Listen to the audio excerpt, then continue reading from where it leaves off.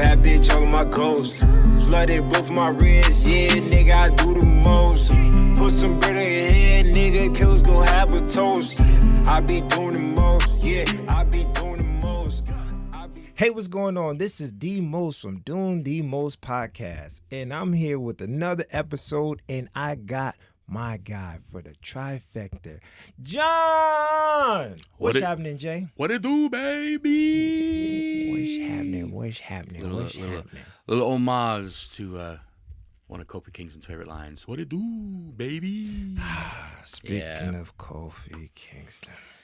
Yeah, WWE had themselves a bit of a fire sale right after WrestleMania. Ooh. Holy shnikes. Low ass sale, just everything goes, fire sales, everything half off. We're selling it for crazy prices. It was just crazy. Yeah, it was definitely it caught a lot of the IWC and even the locker room completely off guard with many of the those released, including, notwithstanding, probably the biggest ones would be Kairi Sane.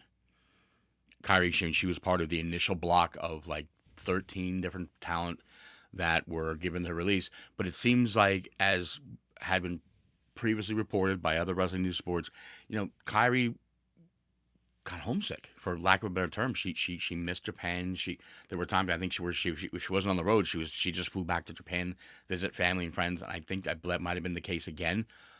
But we might not be without the Pirate Princess for a small amount of time.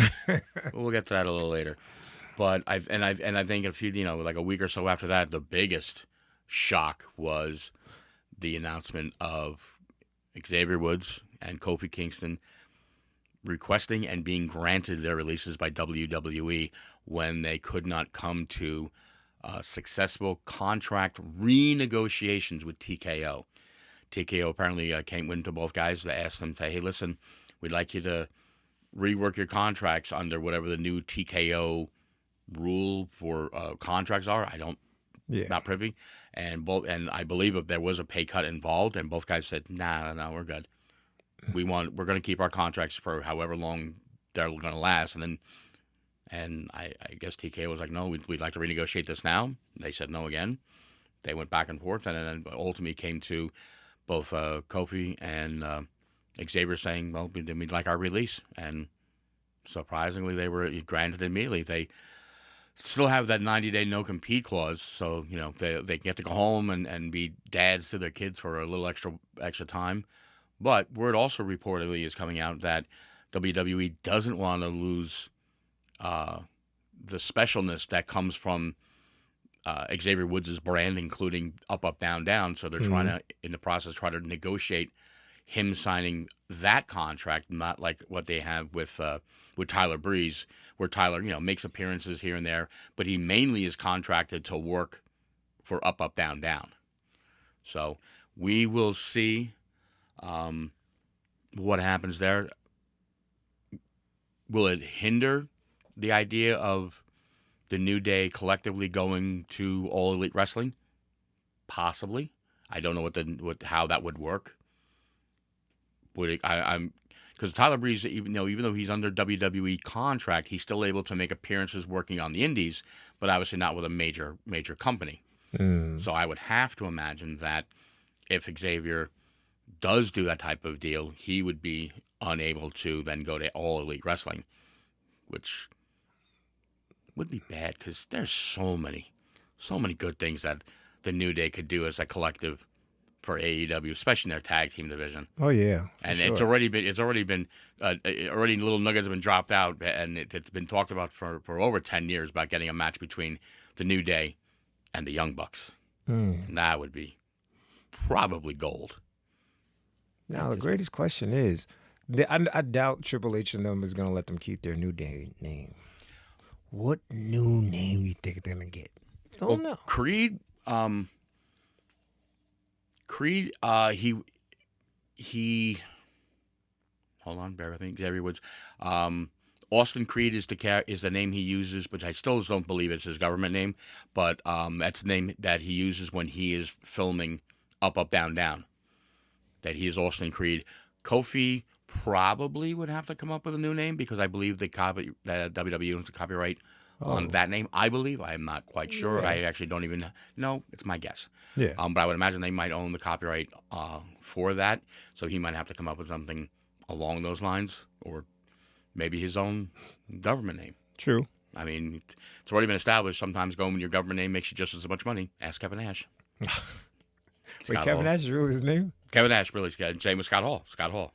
Oh, Remember, that's what they went under when they went to NWO. WCW and the NWO. What? Damn. You're right, Razor Ramon and the big sexy. Big sexy kid. Wow. Nah. So who else was released? We got to talk about the We're other going to people. go through the list. Going through the list, checking it twice. We'll do it the old. Rely on the Googles. Well, I know the Riot 6. Well, yeah, I mean, off the top of my head, the entirety of the Wyatt Six, Now, nearly all of the members of the MFT. which they, listen, that whole MFT shit was just stupid after a while. After War Games, it was like, okay, what more can we do with these niggas? Like, they battled with the Riot 6 for like 18 months. It was so bad that one of the fucking niggas was like, oh, can we just give this nigga his shit back before we can move the fuck on? So it was like, hell no, motherfucker. We ain't got nothing else to do. He's like, fuck.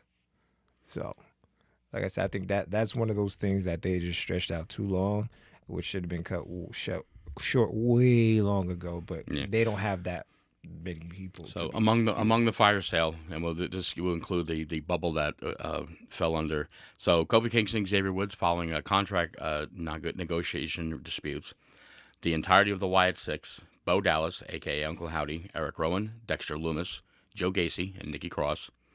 And there's already been hints that there could be seeing Dexter returning to the independents because he shot a video with his wrestling wife, Indy Hartwell, and there's not much word spoken, but it's just him sitting there.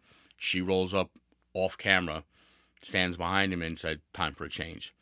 And they pull his hair up, and she starts cutting off cutting off his dreads. So we'll see where the new character change goes for Mr. Loomis. Further releases: Aleister Black, Zelina Vega, Kairi Sane, Santos Escobar. That kind of surprised me because I thought they could do. They could have relegated Santos to AAA. Yeah. And I mean now he's been released by WWE. Maybe he can sign a AAA contract. Don't know, but I mean I think he would do so much good down there. But since AAA is kind of under the WWE umbrella, it's probably the same kind of deal.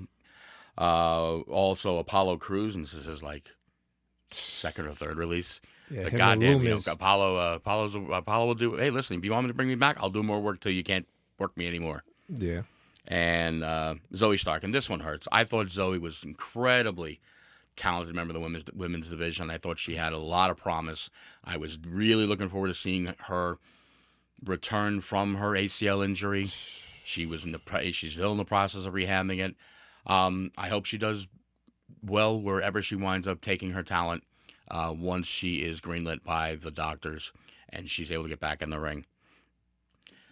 Tag team division. This one another surprise. Super surprise. But at the same time, they weren't doing anything. They barely had been on TV, and that's the Motor City Machine Guns, Chris Sabin and Alex Shelley. Wait, they were barely on TV. They were on like every week until, they, to me, in my eyes, they kept the tag team division alive. I personally can't answer this question I'm going to ask you, but I'm going to ask anyway. When was the last time you saw them in a tag team match? Okay, maybe not a tag team match, but you got to remember they were still in the back. And That's all they were relegated to. They were relegated to the silly segments with Johnny Gargano's gimmick, where he was just backstage, depressed and planking on everything, and it gave fans the impression that something might be happening, where maybe they form a new faction with the three of them, or at least with Shelley, because Shelley seemed to be empathizing with what Gargano was going through, and Saban was just like, dude, this guy screwed us over. He cost us a tag belt. I don't want to be friends with him. But Shelley, as has long been documented, has a great history of friendship with Johnny Gargano. That's where fans had speculated that storyline might go, but obviously that it hasn't. But then you got to remember how many WWE tag team matches were really there. Only the main focus were the Riot Six and the MFTs. That was the only fucking tag team matches that was going on for the past 3 months consistently. So I guess that's what overshadowed the other division, other people back there. Yeah, that was the other thing too. WWE just really lost focus on their tag team division on SmackDown because they were just enthralled in this whole Solo and his MFTs against the Wyatt Six. I mean, I understood when it was the tag belts were involved between the two teams. Okay, it makes sense, but once the tag belts went somewhere else, one more match, one more big blow off, whoever wins, doesn't matter, and then go your separate ways. Yeah. Let the MFTs do whatever they're doing, going after the US and causing havoc with the heavyweight championship and they just kept it going, and it long overran its course. Yeah. Definitely long overran its course, but I don't know. I think it was a very sad thing. I think they could have really used Saban and Shelley to. I mean, they initially did. It definitely helped bolster the tag team division when they came in. I mean, they strapped a rocket to them. They were in the company less than 3 months, and they were the tag team champs. Yeah. And I mean, they had some great matches with Gargano and Ciampa when Ciampa was still there with DIY, with Los Garzas, with the MFTs, a few when Street Profits were still on camera with the company. I mean, it was great tag team division. Yeah. It was one of the hottest divisions in all of WWE, even better than what was going on Raw. But then the wheels fell off. And then as far as other releases, some from NXT and their developmental rankings, notable names including Luca Crucifiano, Malik Blade, Andre Chase, and then other cuts included Francois Prinsloo, who's a former Olympian and young up-and-coming superstar in the company. So it's starting to seem like whoever goes after Sami Zayn and tries to turn him heel, they finally get released a couple months later. That's what it looks like. What was it? Arian Cross tried to make him heel, got released like a month later. Now look at this nigga, a month later. So I don't know. I think Sammy has this. Well, Alistair also was on there because he had already moved past screwing with Sami Zayn, and he was messing with Randy Orton. Randy Orton. Because he kind of they're saying that it was him and his little mind games that kind of started the planting the seeds of Randy going back to hearing the voices or suddenly realizing, hey, those voices are back there and they're starting to say really good things. And then of course that all went to hell. Screw you, Pat. But yeah, I don't know. It's always tough to hear about talent being released for whatever the reason the company is that they give.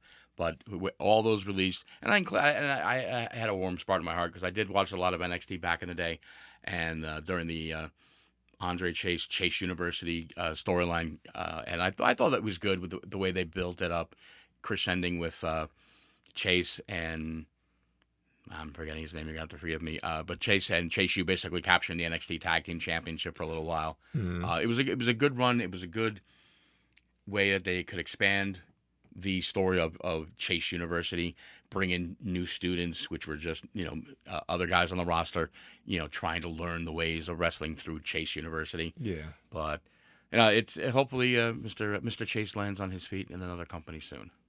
Yeah, damn. Maybe TNA. We'll see. But TNA's that's WWE still. No, TNA is still TNA is still a separate TNA. Really? But they just have a working arrangement. That WWE like outright owns. They bought AAA. Yeah. And that's so that's under their umbrella, which is why Taker's down there running the things in behind the scenes. TNA was just a mutually beneficial marketing agreement, and where they did talent exchange. Trick Williams, of course, the TNA champion for a hot minute. the Hardys were the NXT Tag Team Champions while being the TNA Tag Champs. Yeah. And that cocky ass Spanish chick. I'm forgetting. What's her face was the Knockouts champion. Oh, Got her name with some short. What's her face's what's his face's girlfriend? Mello's girlfriend. Mello's girlfriend. Well, she was on TNA. She was in TNA. She was the Knockouts champion for a hot minute. Shit. In fact, when they had the whole quote unquote like invasion characters storyline where TNA was coming in attack, she NXT contracted wrestler was the TNA Knockouts champion, and she turned her back. And when she had her little heel run, and turned her back on NXT and was siding with the TNA locker room, but then the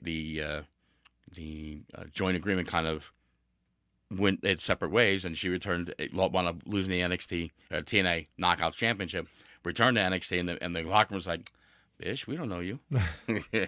I know you're talking about his girlfriend, the Scorpio. I forgot her name, but yeah. Right. If I don't think about it, it'll come to me. It's one of those when the shit's over, like, this bitch. But do you know what is on the horizon? What is that over there? When you survive WrestleMania, there's always the backlash. And this is what we're at this weekend. This weekend coming up, Saturday night from Tampa, Florida. It is Backlash. PLE. 5-match card. One match will be airing live on free if you have cable or streaming ESPN. And of all the 5 matches, this is the one that boggles my mind. But I mean, all the matches are kind of stacked per se with importance. So it's really not like you're giving away a throwaway match on the opening hour for the Backlash event from 6 to 7. Which I guess for the rest of the PLE gives more time for the other 4 matches. Hopefully. But let's shall we discuss and digress? Yes. So opening up, Backlash on ESPN, 1-on-1, which it really won't be by mid-match. It will be Seth freaking Rollins taking on Braun Breaker. I will digress to the host. Let you pontificate upon your thoughts on this match. All right. So, to me... No, you're wrong. I gotta mess with you a little bit. To me, I believe that Braun is going to win. And I believe that the Vision, is going to help out. But I'm putting a little sprinkle. I think there's going to be surprise guests of another different asshole to disrupt this match. That's what I believe. Don't know who it is, but that's me trying to get an extra point just in case I get something else wrong. I actually have a little veer off on that, which I will get to when I'm talking about it. I do not disagree. I do believe, I think Braun Breaker not so much needs to win this match, but he definitely should win this match. There will be shenanigans. I expect to see Theory and or Logan Paul and or even the return from injury of Bronson Reed making an impact in this match. So, but here's my question. So I am in a Discord group that covers pro wrestling, and all the PLEs, all of the pay-per-views, they have a little thing. Who do you think's going to win? Here's your options A, B, C, D, and for the prediction, they also ask a question: who, if anyone, will get involved in the match in some way regarding Braun versus Seth? Here's my question and your options. Is it going to be, will the Vision only interfere? Will Joe Hendry potentially interfere? Okay. Will only the Street Profits do a run-in to try to help Seth? Will it be only the Profits and Henry? Will it be the Vision and the Profits? Will it be the Vision and Joe Hendry? Or will it be all of the above?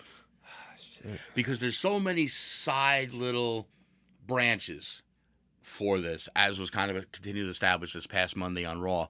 Braun, Braun and Seth had this big blow up fight, Everybody's fighting outside the ring by the turnbuckle. Once you saw the wide angle, you knew it was coming. And from the other corner, here he came. And Seth's got to get out of his way and hurtling over the top ring post. Yeah. Doing the plancha, taking everybody out, which unfortunately resulted in Braun getting yet another one of his super spears on Seth.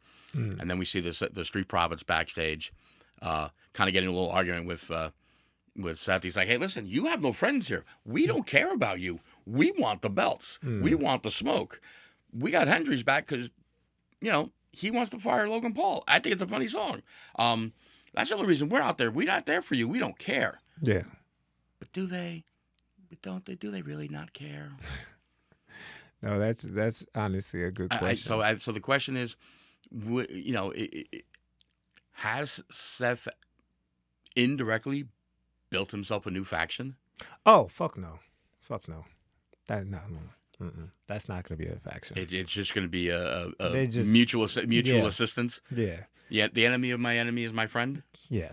That's not going to be a whole faction because can it work? Because I don't think that can work because they already are big names. Like the Street Profits are a big name. Oh, yeah. No, of course. So, when you make factions, like you try to lift up, up and coming or people that are known but not household names. Street Profits are a household name. So I think there's going to be just a one-off. Now, to answer your question, I'm going to say all the above.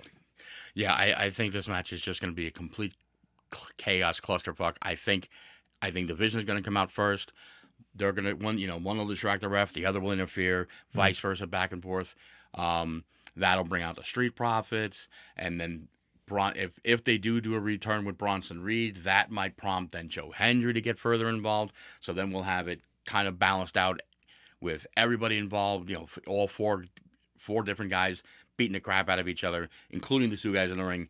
But at the end, unfortunately, it's going to wind up resulting in Seth counting the ring lights.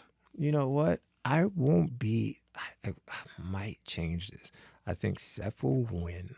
I'm going with because we cannot pick the same things. I'm going with Seth winning and then Braun doing what Randy did, just beat his ass after the match because he's upset that he lost. Let's qualify that.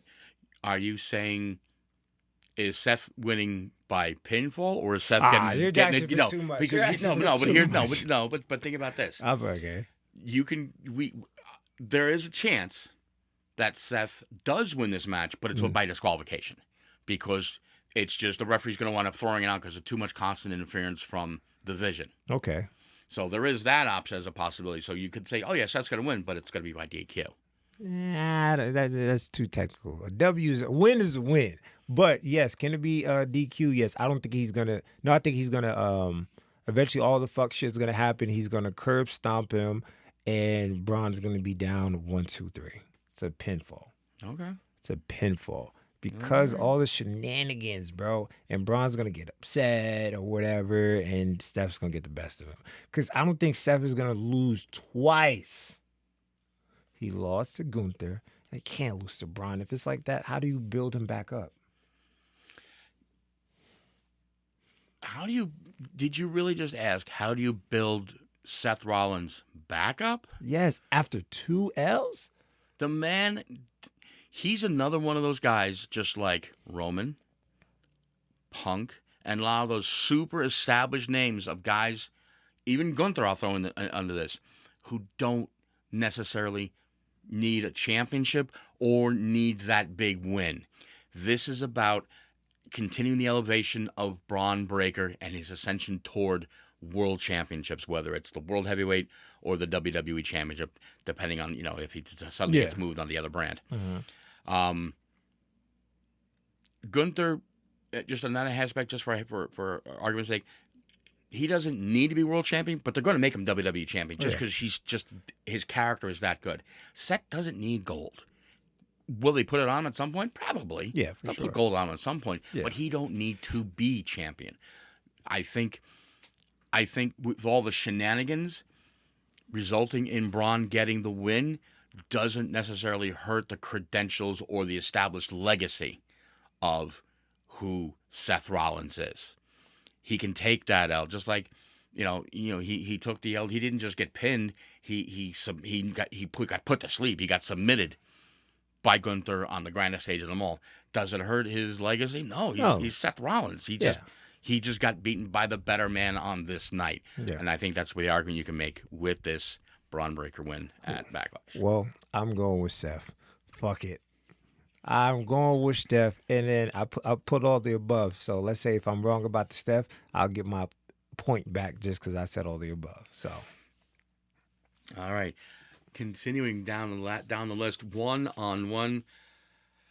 In what I don't know, in my head, I see this kind of as a one-off match, only being done because they want to kind of close the storyline, I think. But it'll be 1-on-1. It'll be the Empress of Tomorrow, Asuka versus Io Sky. Now, obviously, this was a match that they were initially trying to do for WrestleMania, but they kind of had to hold Asuka back because they weren't sure about Nikki Bella's status, and obviously everything with Paige fell in at the last moment, so it was too late to suddenly promote Asuka versus Io on WrestleMania, so we're getting it on Backlash.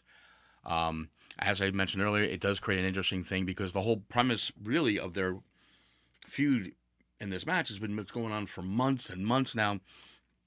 In the background, in backstage interviews, is how Asuka had been just shitting all over Kyrie, and Io trying to be like, listen, you're good, you're good enough. You don't need to be her lackey to continue to be her young girl, just like you were in Japan, just like I was in Japan. You're good enough. You can stand on your own 2 feet and establish yourself. Get out from under Asuka's wings. Get out of her shadow. And then, of course, with Kyrie getting released, it kind of, the match still needs to happen between Asuka and Io. It needs to happen because they've established, that this is basically a teacher-student thing. But there have been rumors that, and this is huge rumors, it has been even inkled that this is, there's a 85% chance that this will happen. It's kind of a 60-40 thing that Kyrie might be brought back in by WWE as a one-night, one-off to help put a stamp and the nail in the coffin of this feud or the storyline that Kyrie is involved in. But then the question becomes, whose side does Kyrie take? Does she show that she's going to be Asuka's subordinate forever and a day because she is the senpai? Or is she finally going to branch out and break out and help Io get the win and realize that you were right all along? I didn't need to, I was good enough. I didn't need to stay with Asuka. I could branch out and be my own individual. I don't know. That whole thing with Kyrie is hanging over like the sword of Damocles. You don't know which way this match could go. If Kyrie's not involved, then unfortunately, I kind of see Asuka take this match. I kind of see Asuka take the match. But it makes me wonder, with the loss, where does Io go? Like, how, what storyline can they really then, find her for footing in? At least if Kyrie doesn't get involved in any capacity and is not there, and Io wins, it, I think, helps strengthen her character, and then she could also fall in line behind Sol Ruka, newest addition to Monday Night Raw. Congratulations to her. And begin to pursue the Women's Intercontinental Championship. It puts her onto that track. But a loss to Asuka kind of puts her on the back burner in contendership rankings, I guess, for lack of a better term, because they really don't have rankings. They've never had rankings in WWE ever. They reference them. Oh, you're one of our top 10 guys. No, you don't have rankings. Shut up. But that's, I said, this match is a pick'em, even if you don't have the idea of Kairi Sane showing up. Okay. So I am going to go with A, Kairi will be involved, and I am going to go with Io winning. Mm-hmm. I'm going with Io Sky winning. Kyrie coming or not. Oscar with this whole spitting in people's face, this shit is a little weird and annoying. But I think she's probably going to beat the crap out of Oscar. And then they just go their separate ways. And I guess they're going to go for the Women's Intercontinental Champion or the USA title. And yeah, just going to separate and just go fight other people. Because this feud has to end. And Io has to go on top. And if Kyrie comes and helps out, it's even better because now Kyrie will be free, and then she could start her new life in Japan.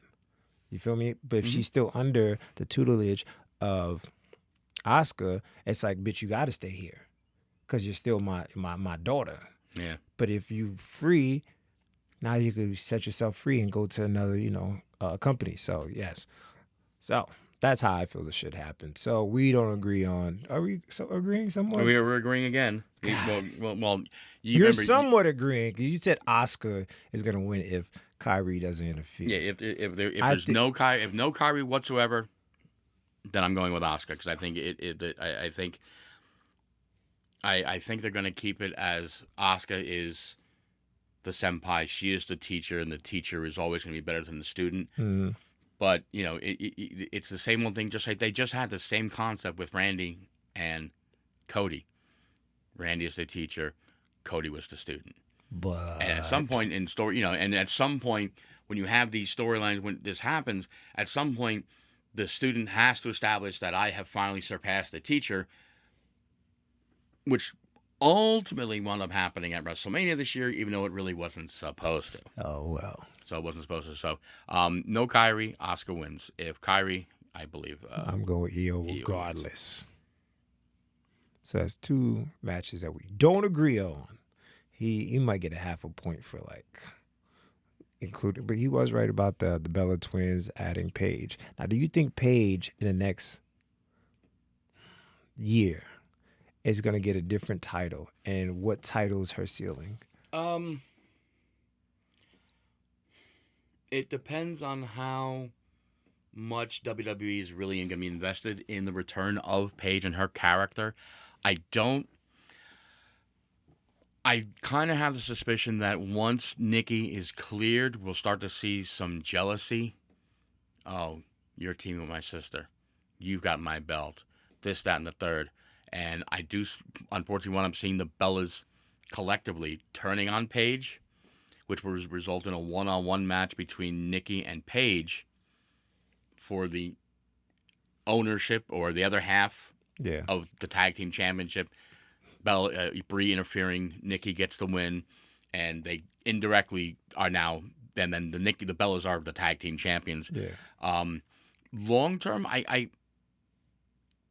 it depends where they put Paige.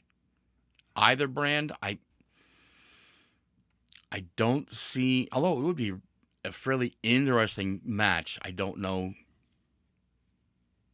how it would go between if we wound up getting Paige versus Rhea for the WWE Women's Championship. But if she's on Raw, Liv and Paige could be very interesting for the Women's World Championship there, or even Paige and Becky for the Women's Intercontinental. There are a lot of options. I think if they're that trusting in Paige's health and everything else that she brings to the table, I could see her being a women's world champion again, either brand. I could even see her at some point possibly holding both brands to okay, titles. he's on drugs. Not simultaneously, but I could see her being, if she's on Raw, then I could see her being the Women's Intercontinental and then ultimately down the road, the Women's World Champion. Okay. If they keep her on SmackDown, then I could see her winning the Women's United States Championship. And if Rhea is not WWE Women's Champion at the time, when they push Paige for that, I could see Paige winning the belt. If it's mommy, maybe not. So you're saying her ceiling, but I can see she can capture gold. Okay. Whether it's just the secondary championships or even all the way up to the world titles, depending on which brand she's on. Yes, I believe that she could capture all the titles. I think if she's going against Rhea, she's not going to win that one. But I don't think Rhea's gonna hold that shit for like a year. I think I give her 6 months to 8.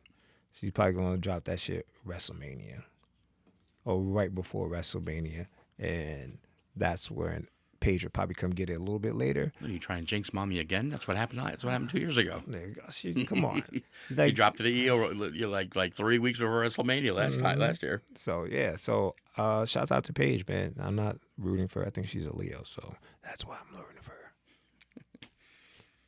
Let's talk championships, shall we? Shall we? Yes, we shall. Who we got? In a return match, the only return match from WrestleMania. Only. 1-on-1 is the newly crowned United States champion, Trick Daddy himself. Whoop that trick. Whoop that trick. What? Whoop that trick. Trick Williams defending the men's United States Championship, against the gingerbread man himself, the gingerbread killer. Hey, Sami Zayn. let me start it off. Okay, please. I think this is the stupidest match to run back because those other great matches, this one didn't have to be ran back. But I'm happy to see it because Trick Williams is very entertaining and Sami's entertaining. Did it need to be ran back? No. But I know there's going to be an interference this time. I might be wrong. Trick is going to win, but Melo is going to shoot his shot. Because you keep, like, why would they run this back? Someone has to interfere to make this match make sense in my eyes. What do you think? Well, the one thing WWE does like to rely on is history. Okay. And historically, regardless of the championship, usually within the span of pay-per-view, show to pay-per-view to pay-per-view, Peely to Peely, when the title changes hands, the former champ's all pissed off. I want my title back. You screwed me over. Blah, blah, blah. So you have that return. And historically, champions are always allowed a return match immediately. First shot, okay, you're up. If you drop the ball there, now you got to earn another opportunity. So the fact that we're getting Sami and Trick doesn't surprise me. The sidebar shenanigans as to why, because he killed the gingerbread man. Seriously, it's just established. Let's say, first of all, Sami's a good talker. Let Sami talk. Let him kind of roast Trick. Just roast him a little bit. You got lucky. You're not really that good. You're not ready for prime time. This, that, and the third. I want my rematch. Nah, you don't deserve it. Or, you know what? Yeah, you do deserve it. I'll just to prove that I'm Trick Daddy, that I'm a whoop that Trick man. But the gingerbread, really? And just the mere shenanigans of it. When it happened on SmackDown, when Sami killed the gingerbread man and Trick did the run-in, and to have Trick stand over the mannequin and throw the X up. Yeah. What? Come on, Trick. That was the dumbest thing. That was hilarious. Like, it was a mannequin. It wasn't even a guy in the costume. It was a mannequin with the costume on it. Yeah. And then on top of everything else, they report later on in the show the demise of the gingerbread man. Wow. And they even gave him the RIP screen. 2026 to 2026. Really? Really, Come nigga? on. Did we need that? No. This is, again, a match where the story of why this match is taking place is already established, just like with Randy and Cody back at WrestleMania. Teacher, student, former champion, new champion. Thinks he got screwed, thinks the new guy's just hot shit and really not as talented as he thinks he is, when in reality the champion is that good, he really is that talented, and his ego won't let him just understand the fact that he got whooped and Trick's going to do it again. Done. You didn't need all the sidebar shenanigans, in my opinion. But I will concur with my colleague here. Trick's going to win. Trick has to win. There should be no other shenanigans. You don't need for a run-in. I think there's only, if there is a run-in, it's only because there might be a ref bump. and Sammy goes out and grabs the belt or a chair, and that results in Mello running down. Yeah. And not so much as helping Trick, because we know the history. If you followed NXT, we know the history between Trick and Carmelo Hayes. Therefore, it's more a case of him coming out and stopping Sammy because he's pissed off at Sammy winning taking the belt from him and screwing him out of his WrestleMania moment, which then will result in probably a quick feud thing on SmackDown For like 2 between weeks. Trick, between Sammy and Carmelo, which will help Carmelo become #1 contender and earn himself a shot at Trick Williams down the road, whether it happens on SmackDown or at a PLE. But I will also agree, does this match need to happen on Backlash? Not necessarily, but you're only these smaller PLEs are only 5 matches. You got to have a couple title matches on them, and I think of all the available options. Because think about it, Tiffany just won the women's U.S. title. There's no established, this is the next threat to the title. No, there's nothing established. Yeah. In fact, Tiffany's out posting Instagram celebrating in a bikini on some boat that she's the champ. My goodness. My goodness. And then, the tag titles, I don't even, and this is, who are the tag team champions on SmackDown? It's still R-Truth and Damian Priest. Okay, thank you. I had a brain fart as entertaining as those matches are, like this past week when it was Damian the one who gave away the free tag team title match to Fraction, and Truth's like, bro, what are you doing? You're giving away title matches, and he's just like, wait, what? But so again, could Sammy and Trick been the main event on SmackDown with like 18 minutes to work on the night before the PLE? Yeah. Yeah. Have them close the show, build up all the hype for Tampa. But at the same time, as I said, you're only so many PLE matches taking place. You got to have a title match on them. And this isn't already, as we have pontificated upon, an established storyline. It's already there. Former champion, new champion, rematch. Here we go. Here we are. Makes sense. For the comedy segment of the night, it will be The Miz and Kit Wilson taking on Danhausen and his mystery partner. First off, I don't care if Danhausen could be video recorded going to a cemetery and digging up the gingerbread man's carcass as his tag team partner. All I'm saying is whoever his partner's going to be, Danhausen's winning. Just because, for comedy reasons, he needs to beat The Miz and Kit Wilson. Do I think it'll be a very entertaining, good match? Yeah, I think it will. My speculation, I think they're going to go with someone who has a history with Danhausen from their AEW days, and just for shit, and I think it'll be funny just for shits and giggles, especially if he comes out and paints his face like Danhausen. It will be hysterical. I think it's gonna be CM Punk as his partner. I don't even think I have a guess for you, because I was like, would John do it? But John wants to come out there, but I don't think he's gonna wrestle. So I don't know who can I. They ain't got enough money in the bank to pay me. Wrong John. But John Cena, I don't know where he's gonna go announce, but can CM Punk then put the mat? Because CM Punk he's considered a face at this moment, right? Who? CM Punk is a face. Yeah. So okay, I wouldn't be surprised, because once he put that in my mind, like CM Punk, their history, and him showing up, the painting shit on the face, I doubt he's gonna do that. That means he might as well dress up like him too. No. I mean, it's been established historically in the wrestling business. Yes. Where sometimes if whether it's a tag match or it happened during a War Games back in the day in WCW, where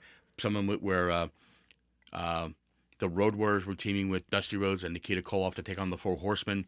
Dusty and Nikita Koloff actually wore face paint similar to Hawk and Animal. Okay. Sting was involved in the War Games, and somebody on his team had very similar face paint like Sting wears, like Sting back in the day. Not when he was the Crow gimmick. Yeah. So I think just for shits and giggles, I wouldn't be surprised if it is Punk, or as they sometimes, as Danhausen likes to refer to him as, Cold Man Phil.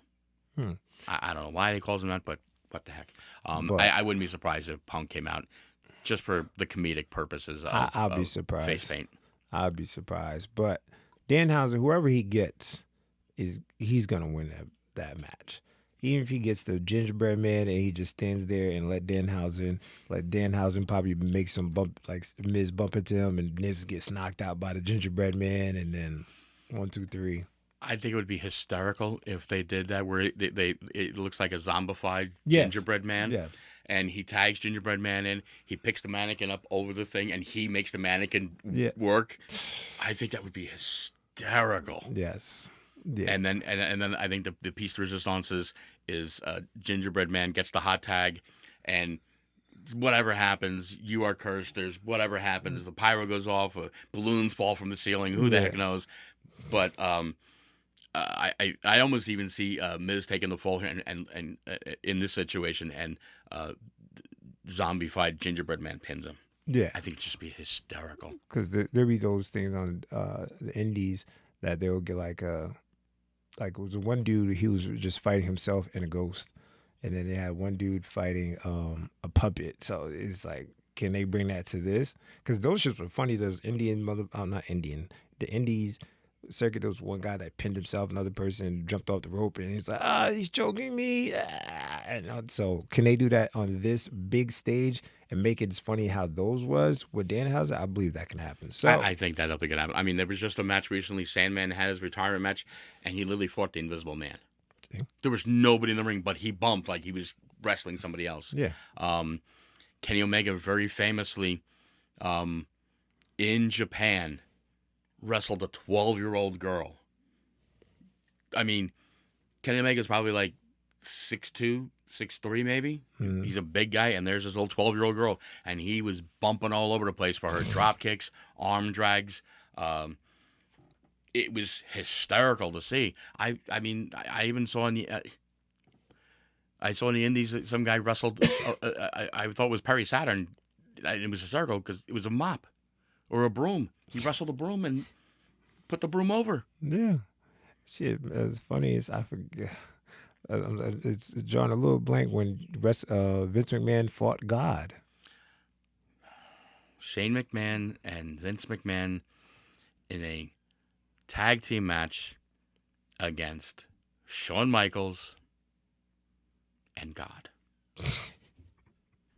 And the only reason and that was one of those ones where the everybody was just like, no, it's just no, because they were making light of Shawn Michaels' return to becoming a born again Christian. Yes, and they were just trying to poke fun at Shawn for storyline purposes and whatnot and whatever. Oh, that was so bad. But I will say, leading up to that match, there was a vignette that was shot with Shane and Vince in a church, and Vince just cuts this incredible promo saying that he's better than God, and I'm better, this, that, and the third. And you progressively, as the video goes on, see Shane moving further and further and further and further away from Vince, just in case God just tries to strike him down with a lightning bolt. He's like, yeah, I'm going over here, Dad. Yeah. Oh no, yeah, over here. They want me over here. But yeah, Danhausen, and irregardless who his partner is, but I genuinely think it might be a CM Punk. They're definitely getting a dub over there. Oh yeah, for sure. Main event time. Main event time. Main event time. Main event time. It is your tribal chief. Damn. The newly minted world heavyweight champion, the OTC. One's in the sky for Roman Reigns as he defends against his cousin, the Samoan werewolf, Jacob Fatu. All gas, no brakes with it. Ooh. Now, when you're going to be talking about this match, do not talk shenanigans yet, because just like like with the whole thing with the set thing, I have a list. Okay. And it's even more ridiculous than the list I read below. Okay. Before, but I will defer your pick. Okay. Damn it, Jacob. This match is way, way, way too premature. This match could have happened Survivor Series, something down the line, Royal Rumble, WrestleMania. I want, as bad as I want Jacob to win, he's going to take this out to Roman, and I'm not changing it. No ifs, ands, or buts. Oh, yeah, I completely agree. I don't think that it's too early, just because I think in like the last, I want to say either 18 months or so, Jacob's only been pinned on TV twice. That's one too many times. He's just been running roughshod over everybody. I mean, he just took out every member of the MFT. It was literally 5-on-1, and he stomped them. Good. Just to show his cousins. Yeah, I'm ready for Roman. But do you see? But he's not. But that's so fucked up. You show him how dominant he is, then to lose to Roman. Roman kind of said it in a unfortunately kind of a slap in the face kind of way, but it's similar to a promo John Cena cut on the Big Show years and years ago, and he just basically looked at him. It's not that you're not even on my level; you're not even on the level below me. Oh, God. But it's just Roman. Roman. He said it since the start of the OTC character gimmick and the Tribal Chief. He's on another level, and it's not. Unfortunately, yeah. I mean, first of all, let's establish Roman's winning. Roman's retaining the championship. No ifs, ands, or buts. I'm not saying Jacob's not ready for the spotlight, but I think this is a way for the company to see if he's ready. Will they put a belt on a world title on him at some point? Potentially. But this is a chance to see if he can step up. I think he's going to, I honestly think Roman's going to get dominated at times. I think Jacob's going to get a lot of offense in. Sounds like you're about to add shenanigans. Shenanigan right here. Go ahead. I think that, but and then Roman will counter back and forth. It's going to go back and forth. I do believe, but So now we're going to go with the shenanigan list. So, go ahead. Do you believe there will be shenanigans? Yes. Okay. No ifs, ands, or buts. So, do you think any of the following is going to happen? I'm listening. Will Jimmy and Jay help Roman, or only Jimmy, or only Jay? God, why? Will Jimmy and or Jay try to help Roman, but Jacob takes them out? Will Jimmy and or Jay try to help Roman, but get taken out by Solo and his MFT? There's only one left, or at least on camera right now. Uh-huh.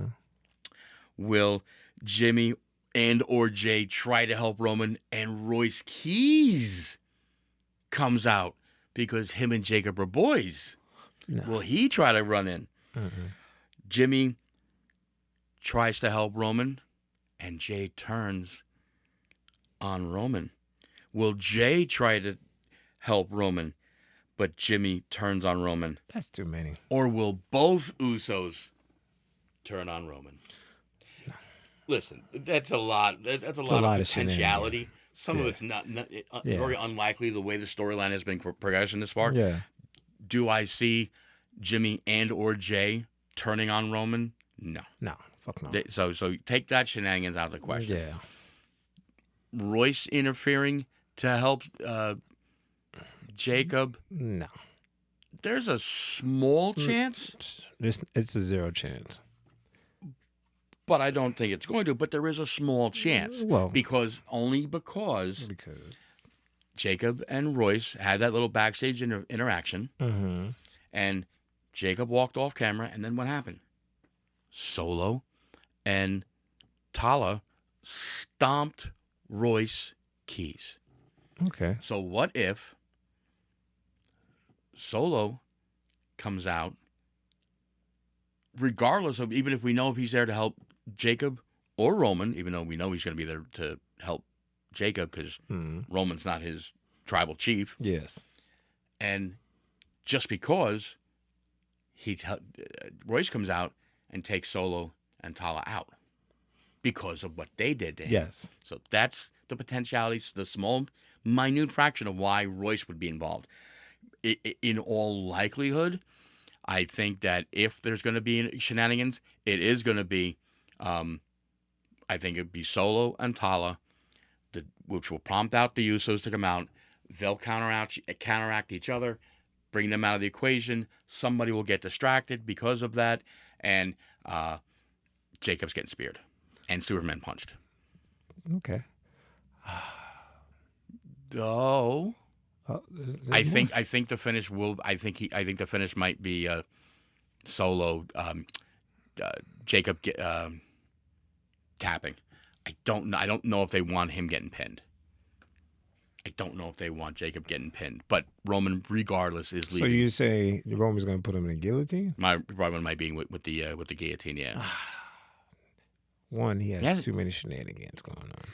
You got shenanigans. My shenanigans has shenanigans. Yes. My shenanigan, like you said, whatever your point, the Royce and all of them coming out is like 0.0029. My 1% shenanigan is Jacob was recently working out with his cousin, which I've been saying I think he's going to come to the main roster. I think he's going to come to the main roster, and he's going to beat up Jacob, and he's going to fall on the line of the bloodline. Are you referring to Zilla Fatu? Yes. Yeah, Zilla Fatu has been rumored to possibly be on his way to WWE. Whether he's just going straight main roster and being straight main roster into the bloodline. But yes. Yeah, there is that rumor. That is a possibility. That's what I believe is going to happen. That's my 1%. Is it going to happen? That I don't know, but it's better than a lot of shenanigans he read off. So that's good because these are all people who were established, and we're not taking into consideration the potential possibility when this was written. Yes. That Zilla might be on his way. So that one, but yes, the Usos gonna. I don't even know if the Usos are really gonna interfere, bro. I think it's gonna be a clean. I think Zilla's gonna be the only one that interferes, because like I said, Roman needs someone to now become part of the new bloodline. Because just to have Jimmy and them, it's like, he needs the new Solo, the person that he commands. He needs a new person to, because remember, the premise is about feeding the family. So he's going to need someone to come prove themselves, because the Usos already proved themselves. They're going to go get the tag team title, and then they're going to run Raw. And pretty much they're going to run the whole WWE. So they're going to need a new one. So that's who I'm going with, my 1%. Come on. Do you think that, okay, so let's say Zilla does show up. He comes up. Sides with Roman, helps Roman retain. Yes. So now we've got Jimmy, Jay, Zilla, and Roman. Yes. 4-man crew for the Bloodline. Bloodline 2.0. Does this result in Jacob being so pissed off that he goes full heel turn and sides with Solo? And then and he goes back to, first of all, let's establish he's going back to Solo. Jacob, Solo, Tala, and then the other MFTer that's left, because I think he's out injured at the moment, and he wasn't released, which is the one that was kind of messing with, arguing with Solo about getting, and we want him giving the lantern back to Brett, to Uncle Howdy. White, yes. That could be interesting, and then we have this 4-4 thing going. I think after this, after Solo takes his L, he might do maybe a match or two. He's gonna disappear. not from the sunset, but just from this. The feud's over. The feud's gonna be over. He's probably gonna have to work his way back up there, through chambers and all that shit to earn his chance again. Then by that time, Roman won't have the title, and then that's when it would be LA Knight or him picking up the title at like a WrestleMania or something like that. So this feud is gonna be very short and quick in my eyes. I don't think it's gonna be dragged out that Solo he comes back to the NFT. No, he's too big and powerful to go under Solo. Even though Cave Solo was like Roman with that stature of, yo, you're a mega superstar. Jacob is way too big to be under that. So that's why I said this is gonna be a short, quick little feud. It doesn't make sense at all, but I think that's how Roman will bring in another family member because he always talks about it's about family. You have 7 kids. I have 140 kids to raise and help out. I said, oh, talk your shit, sir. Talk your shit. And that's why once he said that number, I said somebody's going to come and help out. That's what's going to happen. Family gets fed. Yes. And lastly, occurring during the PLE, we do know that John Cena will be making an appearance to make some earth-shattering announcement to rock the very foundation of WWE. And it's the return of Vince McMahon. No, I'm kidding. Shit. I'm kidding. I believed you this much. I am 1,000% kidding. Rumors are all over the place. There could be more announcements in regard to what Club WWE is going to be, or the fact that it's going to open in like 2 weeks. It could possibly be the location of WrestleMania 44. Which rumor has it that it could wind up down in Tennessee. If that is the case, we probably will find one of the nights highlighted by the EST vying for a women's championship because that would be her home state. Wow, women, not just the regular match, the big title. Oh, no, absolutely. Because this is 2 years from now we're talking. Yes. So gives her more than enough time to A, have her baby and be a mom for a hot minute, as well as get that damn finger fixed. Yeah, I got to. Because that's the reason. That's the reason that she's been out for so long. Is if you remember back, WrestleMania 41.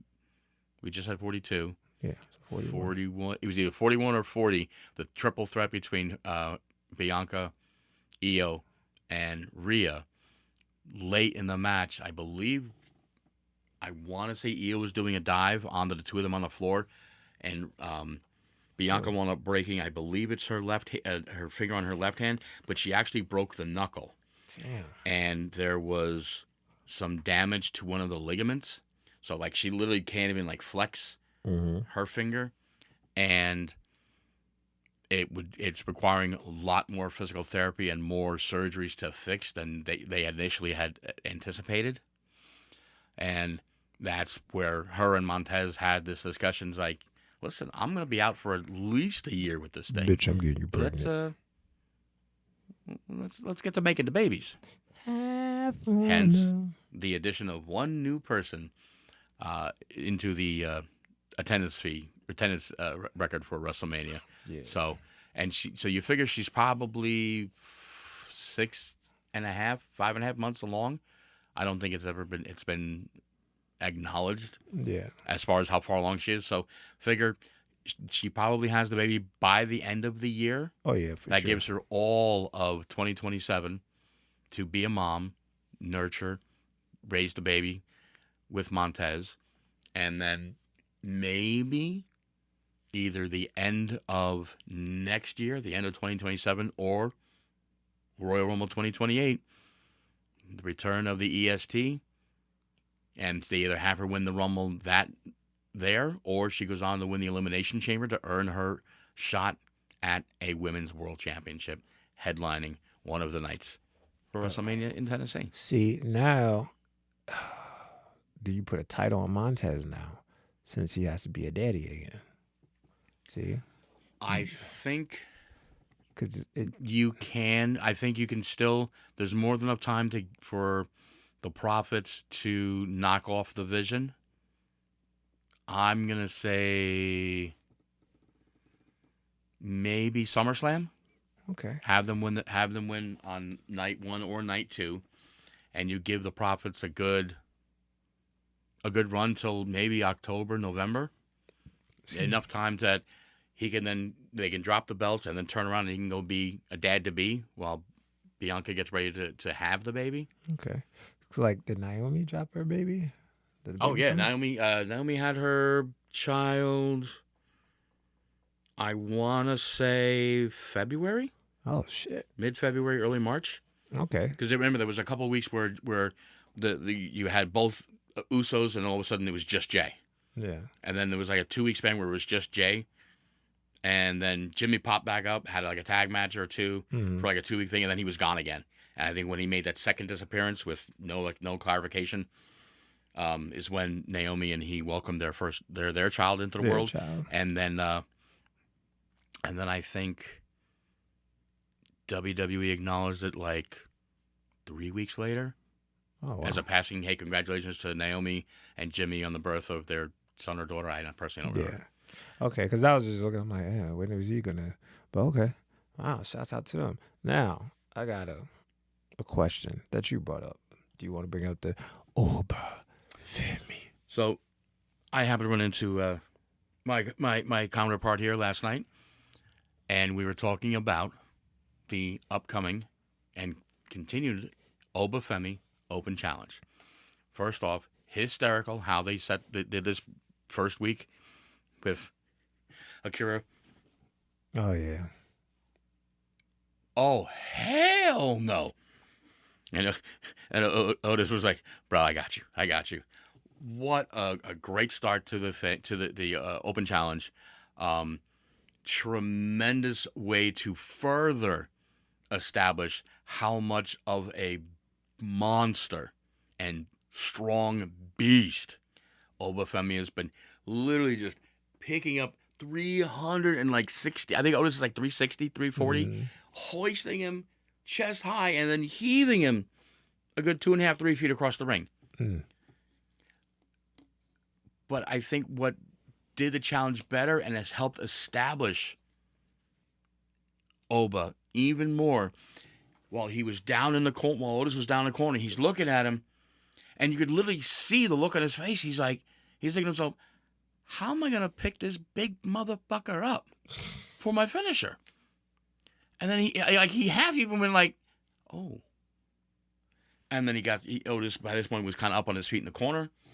He plopped him up on the second turnbuckle, got underneath him, and he hoisted him up.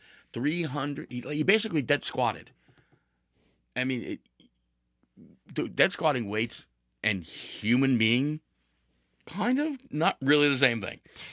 Otis, God bless him, ate that beautiful power bomb, and Oba wins week 1 of the challenge. So G and I were discussing who would we like to see participating in the future on the Open Challenge. Now we will establish again, it is an open challenge. It is an open challenge to anybody, whether you're on Raw, SmackDown, NXT, or even AAA, all under the WWE umbrella. And I think there is so much potential here. Who would you like to see? I think my first one, Omos. Doesn't have to be a great match. It just has to show that I will break down any big motherfucker you put in front of me. So I think Omos it's probably gonna be a short 3-minute match. It's not gonna be like a super squash match, like he just picking people up and throwing up. It's gonna be like No, Omos will have to establish the fact that, listen, you may be the ruler, you may be big, strong, you may have conquered the beast, but I'm Omos. I'm 7 foot. I'm 400 some odd pounds. He's gonna get his shots in on Oba, and it's gonna take Oba a couple seconds to go, okay, you're a big man. How do I stop a big man? Oh, I know. You take out his legs. You take out his knees. I see several chop blocks in that match happening, getting him down. Once he's down, overpower him. Because that's how you get a big man off. You beat down a big man, you take out his legs, take out his knees. What will be scary impressive is when he gets him up and drops Omos with the power bomb. That's a lot. It's going to be insane. And the roof will blow off whatever building they're in. True. I was thinking more of suplexes. I think since he beat Brock, you steal his moves.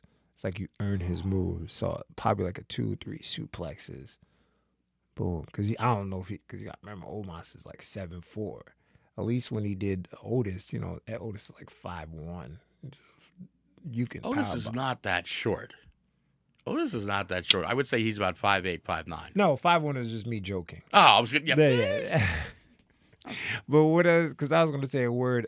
He's a small person. He's really that small in my eyes. You know what I mean? He's by big. compared to Omos. Yes. So to get Omos up, remember Omos is probably 7'2". Yeah, I think Omos was. Yeah, they played So 7'2", something like that. Yeah. So how the fuck do you get? How do you do that move on him? You got to do a suplex. You have to go with a page out of Brock's book. Yeah, I mean, we'll probably see some belly-to-back suplexes from him. I would love. I don't care, even if it's just a one-off. I don't care who it's against. I would love to see Oba just once hit an F5. Doesn't have to do it all the time. Damn, he said steal more from fucking Brock. Well, first off, Brock doesn't own Suplex City. He doesn't own the repeated belly-to-back suplexes. It's a standard move in professional wrestling. I get that. But obviously, yes, to establish himself in a match like against Omos, yes, suplexing Omos out of his boots is something that needs to happen just to further establish how strong and powerful Oba is. Yes. But I would love at some point just...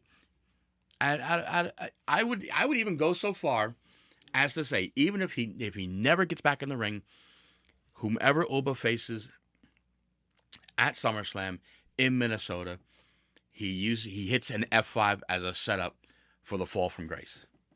Okay. Just as a nod and homage to the fallen beast.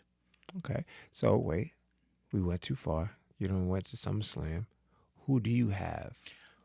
We're gonna go one for one. Let's go 1 for 1. My one, I would love. Again, this is a further establish how strong, how agile, how powerful Obafemi is. Royce Keys. I ain't mad. Royce Keys is a powerhouse. He is just agile. He's quick. For a man his size, not unlike Oba. I think they would balance each other out very well. But again, overwhelming. I would love to see against Royce hit a couple of those quick flying uppercuts, flying forearms to kind of rock him. He maybe hit a couple of suplexes, fall from grace, match ends. I don't believe that match is going to be that quick, but no, that would be, I love that idea. You know what I'm thinking of? That match can't happen now. That has to happen. That'll be the last match before he says, I need to champion. But, yes, that match is going to be amazing. 2 power motherfuckers going at it. And that'll probably have to be the main event of like a SmackDown or Raw. Well, mainly Raw. So, yeah, I see that happening. That's going to be a great match. As Big E would say, a lot of man meat, slapping meat. Now, another person who, damn, you got me. Because Goldberg ain't coming back. No. I believe Gunther is going to accept the open challenge. You stole mine. Hey, it happens like that. Yeah, just the idea of Gunther, just on paper. You have no idea what the match is going to look like, but just seeing on the marquee, the ruler, Oba Femi versus the Ring General Gunther. Bro, take my money. Take it all. Take it. There's no ifs, ands, or buts. Absolutely not. That match would slap. And that's a match that I would easily... That would be a match I would want to see, just like you want to see the Royce things late down the road for the Open Challenge. I want to see that even further down the road on the Open Challenge, depending how long they want to run this Open Challenge for, because by that point we would have already established big, strong, powerful Oba is. It's established already. Yeah, for sure. But does he have a gas tank? How much gas is in Oba's tank? Who's going to test him on that? The Ring General. Gunther will push the pace and try to drag, thinking by dragging Oba into deep water in a match, that'll be his way of beating Oba. I could definitely see that match going 10, 15 minutes, 17 at the most. I think Oba could do it. I'm not saying he couldn't. I think Oba can beat Gunther too. But no, I'm just talking about just going that long of a distance. Going that long? Yeah, I think he has to. I have to heavier. look up some of his NXT stuff. I think he's had some pretty decent lengthy matches, especially a couple of triple threats. But on the grand stage with somebody at the caliber of athletic pro wrestler that Gunther is, well, can you just imagine? He gets Oba in the corner and he hauls back, and he hear one of his massive chops reverberating off Oba's chest. Good God. No, that match is going to be good. Matter of fact, I'll let you say this next one because I think I stole all yours because we agreed upon them. Yeah, because we only picked heavyweights. Yeah, we just picked a bunch of heavyweights, and the horrible thing is I'm sitting here trying to remember because this was like no, I got the two 14 hours ago. I got the two. Who else do I want to see? I would love coming out of AAA. Oh, shit. You already had one coming out of AAA in Omos, but I want to go with one. I'm drawing a blank because I'm not as versed on the AAA, which I need to get back into. But it's a member of the Psycho Clown Circus. Okay, yeah, we did. And there's there's one guy who's just stupid jacked. Yeah, he comes across like a powerhouse. I would definitely love to see him step up and accept that open challenge. I think that could it just establish Oba's dominance. Will the guy get some offense in? Of course he will. Everybody Oba's going to face is going to get some offense in. Mm-hmm. And I think it's just, again, establishing Oba, his dominance, and the eventuality of them putting the Intercontinental title on him. Now, that one is a good one. I just remember another one. I remember both of them. I think you're going to steal another one of mine in a moment. Wow, this can't be called stealing. Technically, we're brainstorming. So it can't be stealing. But I believe this one is going to happen in the next 2 weeks. Because it needs to happen early. Sheamus. Yeah, I would say, Sheamus was one you and I brought. Actually, I'm the one who brought his name, and you're like, ooh, yes. If he wants to take credit for it, but whatever. Listen, y'all dropped the name, but I'm the one who said, oh, how about this? Because I brought another one out. I brought somebody else out, and you went, ooh, you hadn't thought about that. And then we talked about Sheamus. Okay. Yeah, Sheamus is another one, and Sheamus would have no problem. And Sheamus is somebody we just saw. On Sheamus's workout YouTube channel, we just watched him, go through the Oba's workout, and good. Which what I brought up. God, how insane is his workout regimen? Shoulder workout. But yeah, again, Sheamus would bring a different level to the Oba challenges because he is incredibly, even for his age, very agile and very quick. He can stick and move. And again, heavy hitting, not unlike Gunther. This could be a match that helps set him up for the Gunther match down the road. Yeah. No, totally agree. Here's my counterbalance, which we also talked about last night. I don't remember how we set it up because I know I had this whole build-up setup thing where we did music. But I don't remember all that part, but I will just spit it out. Drew fucking McIntyre. Oh, we did. Drew, like I had the whole thing set up, but I would love to see Drew again. Same concept as with Sheamus, as with Gunther. Agile, fast, speedy, heavy hitting, brings a different element to what we'll see earlier in the challenges as Oba is beating up all these big men, these smaller, more agile guys who can hit will definitely help push and test and excel Oba more to those heights when he's ready for a singles title. Yeah, yes. So I can see, let's say Sheamus, then probably Drew, then probably Gunther.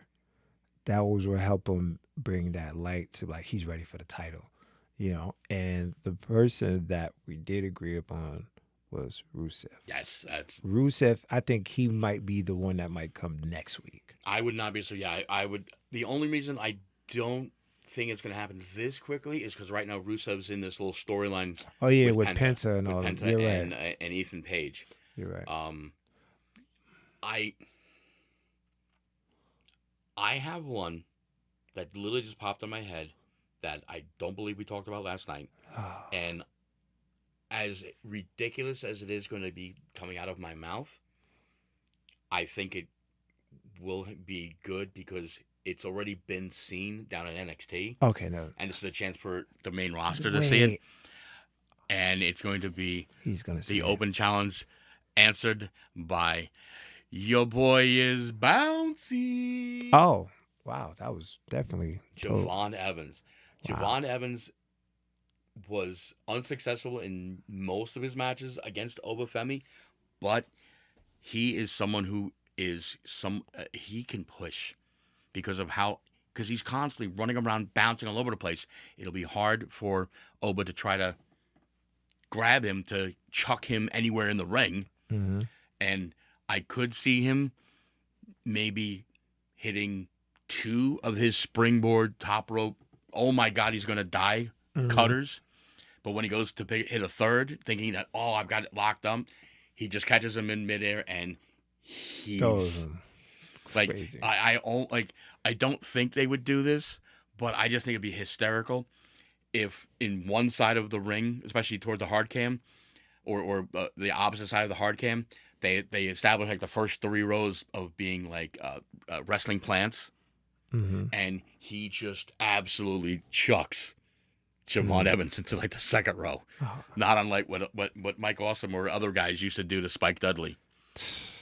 Man, shout out to Spike. that would be just, oh my God, the fans would absolutely lose their shit if he chucked him into like the second row, and obviously if the second row was plants of wrestlers. Wrestlers, yeah. Dude, that would be insane. But now, who did you think I was going to drop from NXT? Dragunov. But that's just it. Ilya Dragunov and Obafemi never, to the best of my knowledge, crossed paths. I believe Dragunov was already up on the main roster during the rise of Obafemi. But just dropping that, dude, it'd be like a mini Gunther. Dragunov is so heavy-handed, and your pain is his pleasure, or his pain is his pleasure. He would rather die in that ring than lose. Yes. I think Dragunov would be in that same vein of a Drew or a Sheamus and Gunther. I mean, you could have those 4 in a row. Oh, that'd be crazy. Could you imagine? That'd be crazy. Because we picked nothing but heavyweights, and I'm like, all right. Once you said somebody that's not a heavyweight, and you went with Javon, I was like, that's completely opposite what I thought she was gonna say. But yeah, it's Dragunov. Because you remember he accepted the Mello. I don't think he got released. He's been in the background, probably just chilling. Yeah, they just he's still there. Yeah, it wasn't released, so I think they're just waiting for a good storyline from him, or maybe move him to Raw and get him a new storyline on Raw. Yeah. Well, I don't know if they're doing that draft shit. People just pop up like, hey, I'm here.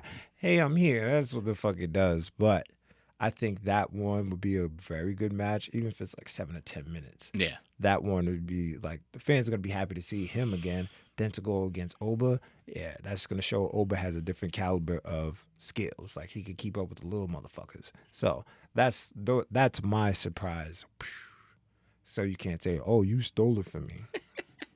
We didn't even bring Dragunov up last night. Yes, that's why I was like, yeah, because if it wasn't for him accepting Melo's challenge, I probably wouldn't have had him. So, surprise, motherfucker. French fries, motherfucker. I'm trying to think. Is there anybody else? Unless what's the motherfucker from NFT? Solo, the tall one, the Kevin Nash, the soul mode Kevin Nash. That's another person, but I doubt that's gonna happen. But if we're just bringing, I believe it's Tala Tonga. yeah, him, unless not Braun Breaker. What's it? Bronson Reed. Not Bronson Reed. What's the motherfucker that was part of the original Riot? But then WWE keeps releasing him. Fuck, you know what I'm talking about? He's like 7 foot. They just released him like a year ago. Come on, you're making me draw a blank. It's Braun. Bronson. Come on. Oh, by the way, remember I said before, if I stop thinking about this girl's name, I'll remember it. Kylie. I just had it, and now I'm tongue tied. Carmelo's girl, who was the TNA Knockouts champion. Oh, I could look it up. Kaylani Jordan. Oh, Kaylani Jordan. I knew I had the K and the J, and I just my tongue couldn't process the words. But yeah, I told you I remember. Stop thinking about it. Big man recently released. I'm trying to remember now. Who was that? He's big. He was big. Braun Strowman. Braun. He actually was quoted. Somebody asked him in an interview, and Braun Strowman said, "There is not enough money." Really? For me to come back and participate in that open challenge. I saw that literally, I think, this morning. That was hysterical. Damn. Yeah. Braun Strowman would have been a great idea. And he'll put him over because he's like, I already won everything here. Speaking of releases, Eric Rowan from Eric the Red from the Wyatt Six, he would have been a great candidate. Yeah. Big man, agile. Yeah. Definitely would have definitely pushed over. Yeah. So those are the people, and I think the special one that would do for shits and giggles once his feud is up, Seth Rollins. I was thinking Seth before, and I'm just like, but would he do it? I think he would because I think Seth is because like we just said, he's putting over Braun, he put over Gunther. He's going to have to get like a couple W's, then he's going to take that L to Oba. That's how I see it as. You know what I mean? He's not going to do it right after he just took an L to Braun. You feel me? Oh, no, that's something later, like some PLE, like Survivor Series, something like that. They could build that up because you got to remember, he's the visionary. Here's another name. I don't know if he would accept, but he's still under contract, which makes me happy because I'm a fan of his. Shinsuke Nakamura. See, that's reasonable. Shinsuke he loves the challenge. One, a little bit of racism in me. I didn't know Shinsuke was that tall. Every time I see his ass wrestle, I said, "Who the fuck is that Shinsuke?" I get surprised every fucking time that he's like 6-something. I'm like, and as we sit here talking about other names who were released, another possibility who would have been perfect in this role, even if they just one off and thanks for doing the job. Now you're released. JC Mateo. Maybe from the MFTs, he would have that would have been another good possibility. Good. Yeah. Damn, they didn't utilize. In my mind, they didn't utilize him good enough. Never. I don't think he ever should have wound up in the MFTs. I think that was a waste of his character, a waste of his talent. Yeah, but you know what? It kept him relevant, and it kept him as a tag team. I think he should have just been single. That's in my mind, but I don't know. And I don't think Solo had that much light on him to have a faction. Yeah. So that whole Bloodline MST, that was just a waste. Not saying Solo's not a good wrestler, but he hasn't established his himself. character doesn't present himself as as a leader type. Yeah. And everybody he had, it was. I liken the MFT faction to the Land of Misfit Toys. Shit. They're just ragtag misfits. I was trying to figure out something, but you nailed it on the head. I was like, what the fuck can I compare them to? I was gonna say like the ugly chicks, like, you know what I mean, the people that no one wants to be cool with. But the Misfit Toys. They were the Land of Misfit Toys. It's just they had no. Yeah. that whole faction and the whole storyline, regardless of who they were involved with, just really had no direction. Yeah. But shout out to them for doing that. But Yeah, I mean, do we have got that anybody money, else got that money. Who else can come back? I don't think I have any. I think we ran out of all the. Put out the AAA, TNAs. I mean, if you want to dive into, I don't remember, and I'm gonna have to look it up, and I'm gonna kick myself for not knowing this off the top of my head. Here's somebody that might have cross paths during the whole coexistence with TNA and NXT. Moose. Oh, that boy hit a motherfucker in 10. Oh, wow. See? Moose is a beast of a man. Eddie Edwards from the system. Big guy, can work, can wrestle. He would have been interesting. And somebody who knows how to bump the wrestler formerly known as Dolph Ziggler. Nick Nemeth knows how to bump, and he would bump like a motherfucker against Oba. Damn, didn't he come back recently, like the past 6 months? He wrestled like one match and then. Yeah, he came back. He was. You think he came out after like a PLE? He was involved. Well, that was part of the involvement with the NXT TNA Invasion kind of storyline. Yeah. And then he wound up on the main roster wrestling somebody. Yeah, it was real quick. But can Dolph Ziggler? Yeah. What's the other motherfucker that was it his tag team? No, not his tag team partner. There's another motherfucker that Randy Orton kicked in the head a couple months, like a month ago.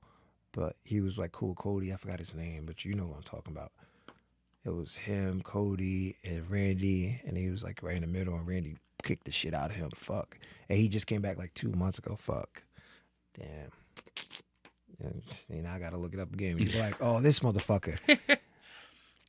He mainly was backstage. He probably fought like once or twice. He usually has his shirt in boxes. Oh my God, Chelsea Green's husband. Yes. Always ready. Hmm. So yeah, him. I can see him doing the open challenge too. Just to, Apollo Crews would have been another good one to do the open challenge. Yeah. Matt Cardona. Yes. Matt Cardona, Chelsea Green's husband. And side notes, shout out to Chelsea Green on the rehab. Recently undergoing a heart procedure. Yeah, she was in. I don't want to have to look it up. You look it up. Just type in Chelsea Green surgery. It'll come up quick. Yeah. Because she literally just had some type of heart surgery, which is hysterical. She was just on SmackDown this past Friday, showing what a miracle is. She's apparently off her walking boot from her ankle injury, and she, for lack of a better term, walked off into the sunset with her new bestie, Tiffany Stratton, and then all of a sudden, I think Monday or Tuesday they were posts talking about she was recovering from some heart procedure. Yeah. Like, that was out of nowhere, but apparently it's something she's been living with for a hot minute. Mm-hmm. And it's bad, but not obviously bad enough where she couldn't compete. Yeah. And they just figured, well, I've got this downtime from the ankle, really don't have anything storyline for me. I'm just gonna go do this. Facts. I hope her speedy recovery, because shit, I was watching like just her come up, how every time she would like start building herself injury, then WWE's all right, bitch, you gotta go. They let her go, and then when she came back, they was like, what do you want to do? Well, I'll do anything. And then she started building herself, and she haven't gotten an injury until now. So, she's shouts out to her. Hopefully, the surgery was successful. Everything, she's just recovering. So yeah, hopefully she'll be back. She'll be back soon, and take your time. And gracing us with her presence as only Chelsea Green can do. Facts. And condolences to the family of Johnny Gargano, his wife Candice, and their son Quill. Anybody who is a fan of Johnny Gargano and anything he posts online, you always know that he talked about the fourth member of their family, and technically his first child, and that would be their dog Padme. Padme. A play on obviously Padme. Pardon me. Padme Amidala. Unfortunately, the Gargano family dog got very sick, very suddenly, suffering, going through some seizures, unfortunately. Sheesh. And the Padme passed away a day or so ago. So, condolences to the Gargano family and all of their the fans of Padme, especially his Discord. They absolutely love their dog on his Discord channel. That's crazy. America, this country love them some dogs. They do love them dogs. So, yeah, well, I think that was about it. I think that we done kidnapped all of our predictions for this open challenge. I think that I'm going to win the BLE predictions like I won the other time. Of course you did. So, yeah, so it should be fun. So enjoy the PLE this Saturday night, live from Tampa. That sounds like I gotta go to Florida to go watch this shit. Nah, that ain't gonna happen. Manny would whoop your ass for not showing up at the cave. Shit, I'll just call my replacement. Hey, Mr. Replacement, since you think you're better than me. Okay, that's... Wow. So there you go. Hopefully we will, next time you see us, we will be sitting here and I will be basking in the glory of him being wrong. Come on. So many times. Now, I mean, think about it. We're almost dead even on, we both agree Roman's going to retain. Yes. We both agree that Trick's going to retain. Yes.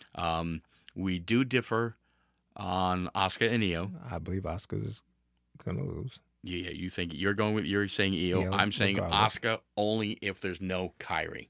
So he's if there's Kairi, then it's probably going to be Io, and then we both agree on Danhausen and his mystery partner, and we both agree Breaker over. No. Oh no, that's right. That's right. Seth. You did take Seth. I'm taking Seth. You did take Seth with a pinfall, not trying to help him out and telling him you could take Seth with shenanigan victory.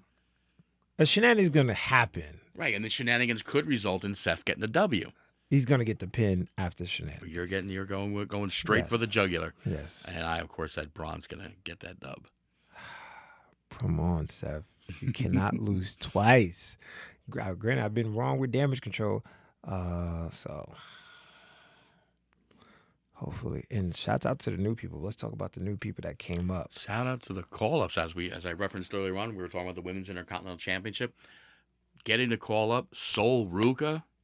So talented. Like if you even saw her just once down in NXT, you immediately went, "Ooh, she's gonna be something." Yeah, she's got star potential. She can talk. She's very athletic.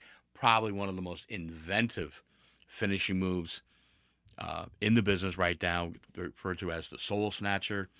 It's basically, if you haven't seen, first off, my describing it's not going to do any justice at all. Just Google Sol, S-O-L, Ruka, R-U-C-A. But basically, it's your opponent's facing the corner turnbuckles. She runs up, steps on the second turnbuckle, hands on the top, and she basically does a flip into an ace crusher. Oh, yeah. Absolutely fantastic looking finishing move. Mm-hmm. When it's hit, it's practically a thing of beauty. Chef kiss. We have that call up. We have, I'm just drawing a blank. Who went up? All ego Ethan Page. Yeah. All ego Ethan Page. He's got 2 big W's under his belt. Debuting on Monday Night Raw. Also arriving on Monday Night Raw. The man with the newest, hottest single on the planet. Paul, can you fire Logan Paul? That, of course, would be say his name and he appears. Joe Hendry, officially a member of the Monday Night Raw roster. And who are the SmackDown call-ups? I'm blanking horribly. Was it Lethal Injection? Oh, yes. Fatal Influence. Fallon. How could I forget that? You got my name. Fallon Henley. Wow, and I just drove blank on the other two.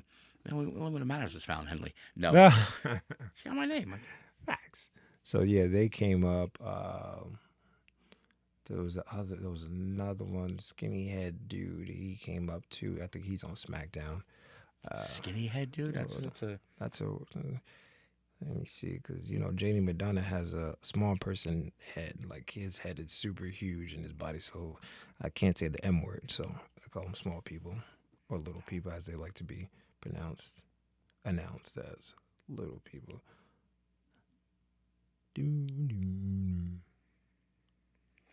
So yeah, that would. Oh Jesus Christmas! How could I really?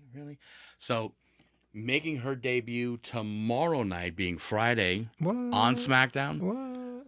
Blake Monroe, former women's NXT North American champion, the totality of Fatal Influence, Fallon Henley, former two-time NXT Women's Champion JC Jane and Lainey Reed, and of course, how could I even have forgotten him? The man who, on his debut on SmackDown, main evented against the WWE Yes. champion. See, you're about to say him right now. See, Ricky Saints. yes.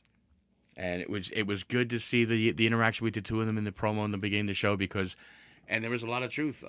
Ricky was in attendance in Vegas when Cody became WWE champion, finishing his story.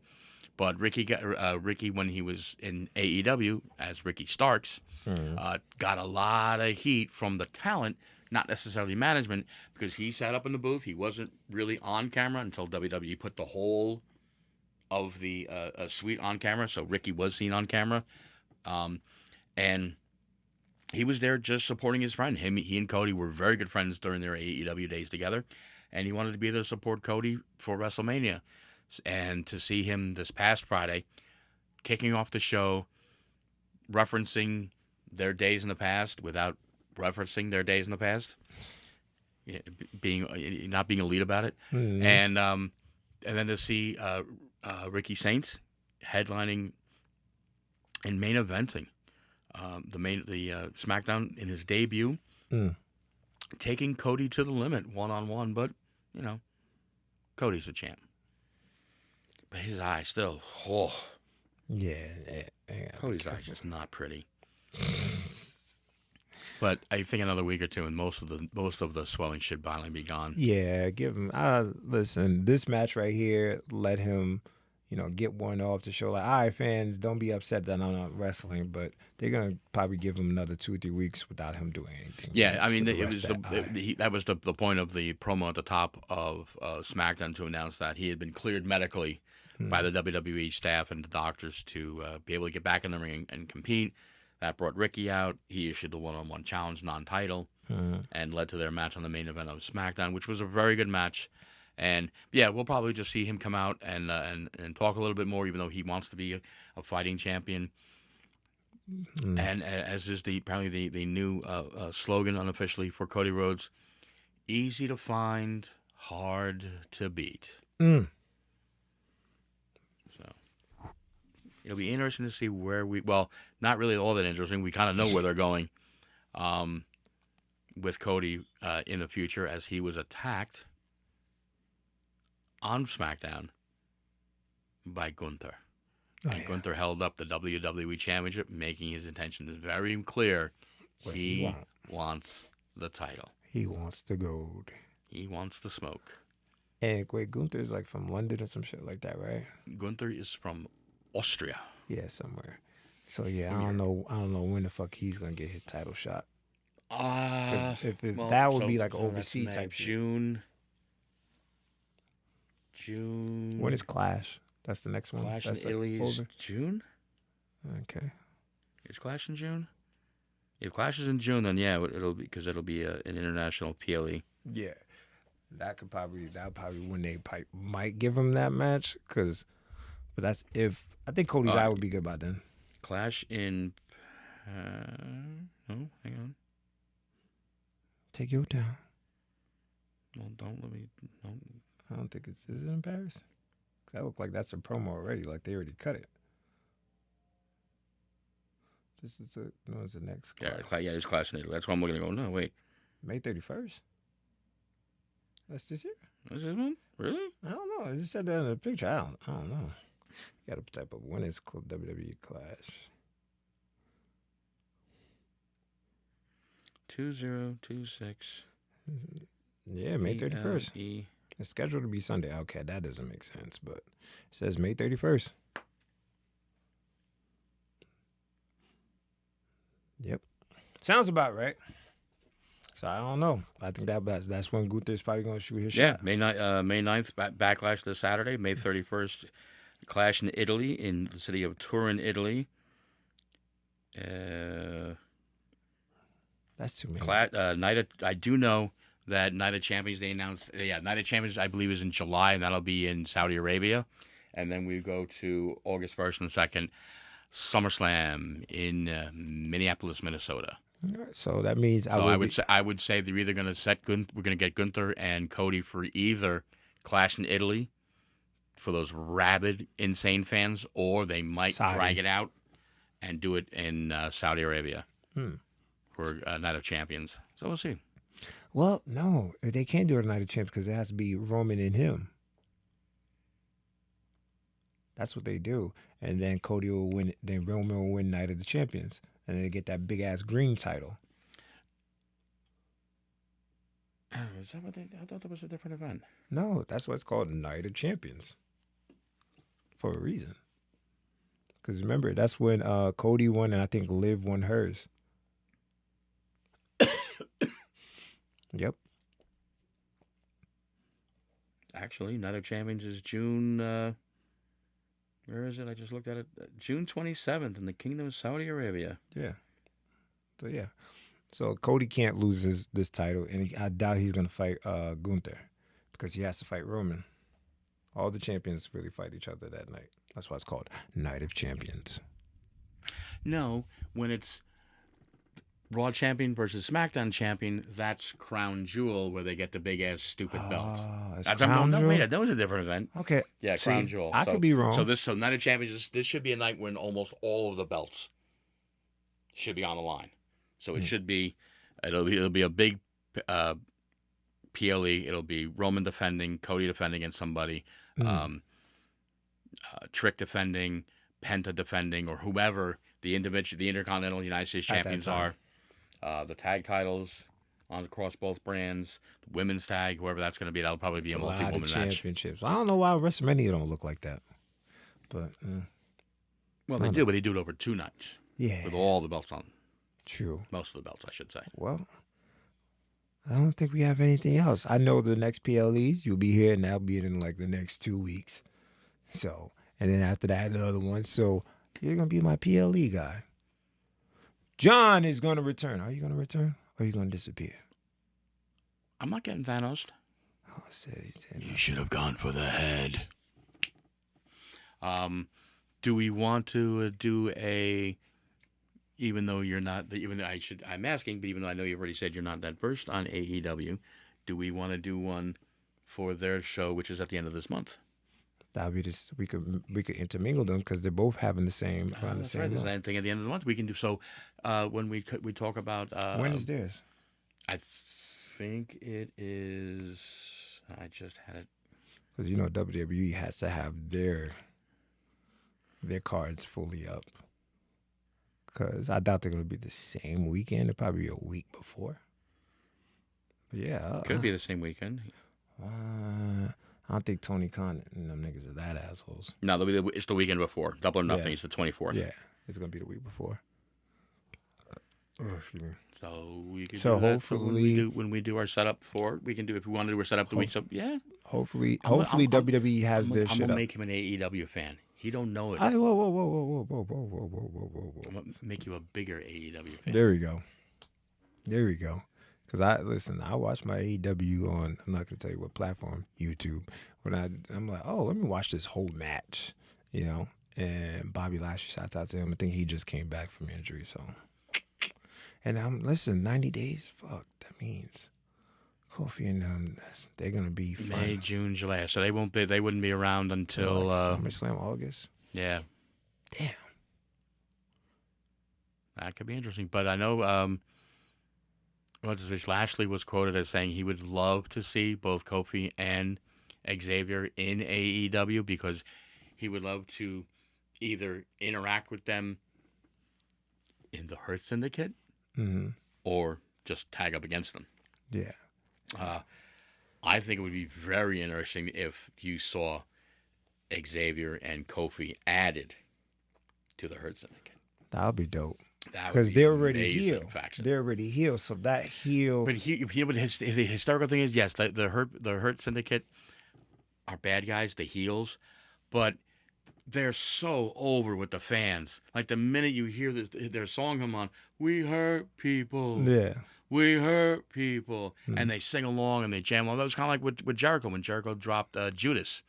It's a great song. It's a great song off the Fozzy album, and it's something even though Jericho was not a fan not a face at the time, they sung him to the ring. Oh, I get it. AEW fans understand the assignment when it comes to singing talent to the ring, especially with Edge. Oh, they do Metalingus Fry Alter Bridge so well. So hey, we might have to do that. We might have to bring that PLE over here too. We're also going to figure out, because we tried to do it last time, and there was some, I won't call it technical glitches, but there was just YouTube being YouTube. But hopefully one of these days, for one of these events, we will do a watch along. Oh yeah, You'll see our live reactions as it happens on the big screen. Yes. God willing. Lord willing. Yes, I do recall that shit. Yeah, YouTube was not a friend of me at that time because I was doing stuff, and I apologize? I don't know if I apologized, but I did have to take a couple classes because I was breaking the guidelines. But that's behind That's the neither here nor there. So, Jay, I appreciate you coming. As always, my pleasure to help to spread the knowledge. Yes, it's wonderful knowledge. That Shawn Michaels documentary I said I was going to binge watch, and the Hulk Hogan one. Yeah, if you have 2 hours, and the Peacock app, being the Heartbreak Kid, Shawn Michaels, very good documentary. It covers a lot of the stuff that's already been documented about Shawn's past, his problems with drug abuse and other addictions, and his rise out of that, becoming a born-again Christian himself, returning to the ring, getting back in the ring, challenging himself. But it does shed a good spotlight on everything he's doing now as the talent relations coordinator for NXT. And I think it's definitely worth a watch.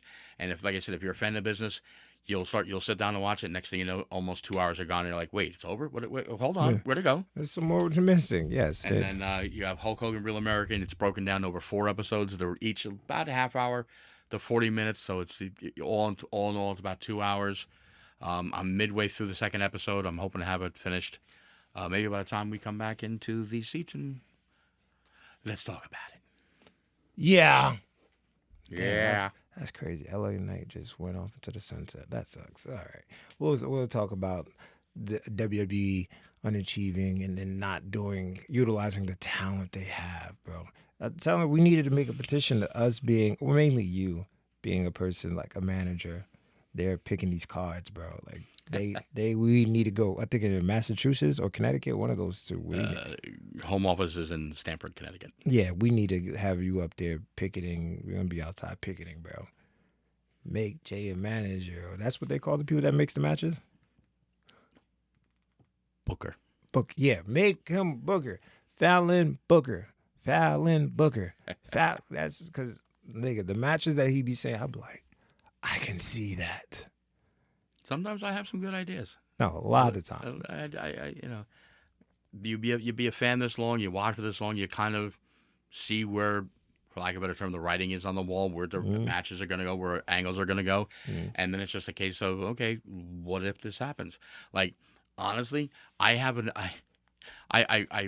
want to run into, I have 2 friends, I've talked about this, who work for WWE, and I wanted to be able to sit down with them and be like, listen, I need you to take my idea to creative, because I have an idea for a match that I think would just elevate the insanity of the Elimination Chamber. Oh, absolutely elevated, and it can be done whether with either as a tag team with a tag team in two tag teams in the chamber, or two singles match in the chamber, and I think it would be absolutely gangbusters. And I just need to make sure I get my voice to the right person, because I ain't sure. I'm not we ain't giving gonna my share. idea. No, fuck no. Yeah, They gotta come with the check. You know what? We need to promote this for they come with a check. Tell Triple H the game is on. So I appreciate y'all watching this, Jay. I appreciate you spreading your knowledge with us, and I appreciate everything. YouTube, don't flag me again, okay? I apologize. We heart you. We heart you, YouTube. So I appreciate y'all. We'll see you on the next episode. Deuces. I be doing the most. Bad bitch, all of my goals. Flooded both my wrists. Yeah, nigga, I do the most. Put some bread on your head, nigga. Killers gon' have a toast. I be doing the most. Yeah, I be doing